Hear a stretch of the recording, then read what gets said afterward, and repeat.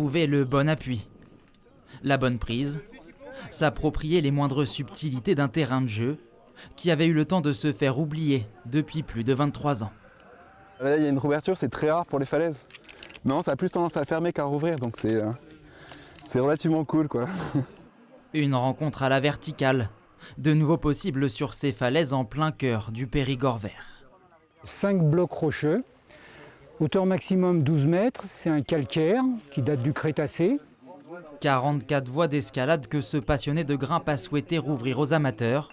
Un long combat qu'il a mené pendant plusieurs années. En 2003, en fait, il y a eu une interdiction formelle du propriétaire pour l'accès à la falaise et pour l'escalade. Et en fait, l'année dernière, j'ai sollicité la communauté de communes du Périgord-Ribéracois pour reconventionner et réouvrir le site avec l'accord, bien entendu, du propriétaire.